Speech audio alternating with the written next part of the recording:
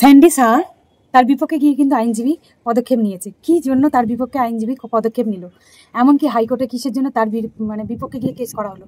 চলো ভিডিওর মাঝখানে সমস্ত কিছু বলে দিতে হবে, ভিডিওটা স্কিপ করবে না। চলো ভিডিওটা শুরু করা যাক।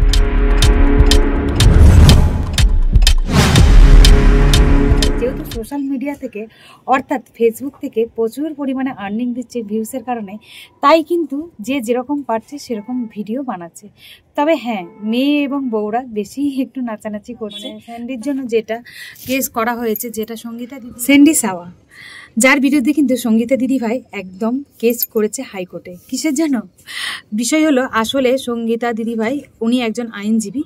তো উনি অনেকদিন আগে একটা চ্যালেঞ্জ করেছিলেন যে যদি আমি কখনো কেস করি সবার আগে কিন্তু আমি স্যান্ডি শাহর নামটা নেব। উনি বারবার ভিডিওর মধ্যে জানিয়েছেন যে স্যান্ডি শাহ একজন বড় আর কি কন্টেন্ট ক্রিয়েটার। তো ওনার নাম অনেকটাই এগিয়ে, যেহেতু প্রথমেই কন্টেন্ট ক্রিয়েটারদের মধ্যে পড়ে যে স্যান্ডি শাহ। তো সেই হিসেবেই কিন্তু উনি যেহেতু একটা ওয়েস্ট বেঙ্গলে থাকে এবং ওয়েস্ট বেঙ্গলের বাইরে গিয়েও নাইটি পড়ছেন এবং উনি দাবি করছেন, স্যান্ডি শাহ উনি নিজেকে দাবি করছেন নাইটি বৌদি হিসেবে। তো এই জিনিসগুলি ওনার খারাপ লেগেছে। শুধুমাত্র ওনার নয়, আমাদের মতন অনেক মেয়েদেরই খারাপ লেগেছে, মেয়ে বা ঘরের বউদের। সত্যিই কি আমরা নাইটি পরে গিয়ে রাস্তায় গিয়ে নাচ করতে পারি?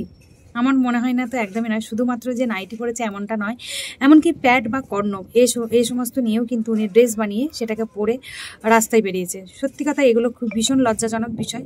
তবে সঙ্গীতা দিদিভাই ওনার বিরুদ্ধে কেস করেছে। আমাদের পশ্চিমবঙ্গে একটু বেশি যেন পিছন নাচানাচিটা বেশি হচ্ছে। তবে হ্যাঁ, শুধু যে স্যান্ডি শাহ এমনটা নয়, অনেকেই কিন্তু পর এগিয়ে যাচ্ছে নাইটি পরে, বিভিন্ন রকম জামা প্যান্ট পরে, এবং অনেক ছেলেও কিন্তু মেয়েও কিন্তু ছেলে এরকম সেজে বিভিন্ন রকম ভিডিও বানাচ্ছে, যেগুলো খুব খারাপ লাগছে। তবে হ্যাঁ, হয়তো এবার এই পদক্ষেপটা নেওয়ার পর থেকে হয়তো পরিস্থিতিটা একটু হয়তো ঠিক হতে পারে। তবে যাই হোক, আমাদের কাছে ভীষণই একটা লজ্জাজনক ব্যাপার। তবে হ্যাঁ, আমি স্যান্ডি শাহ দাদাভাইকে বলবো একটা কথাই, ওনার মুখের ভাষাটা ভীষণ পরিমাণে খারাপ, একদমই মানে খারাপ, জঘন্য একটা।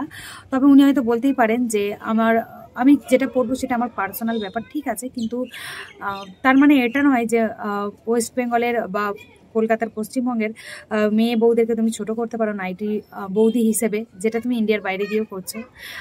এগুলো ভীষণ আমরা পশ্চিমবঙ্গের মানুষই আমাদের কাছে ভীষণ লজ্জাজনক ছিল। ভিডিওটা যদি ভালো লাগে চ্যানেলটি সাবস্ক্রাইব করে সবাই পাশে থাকবে।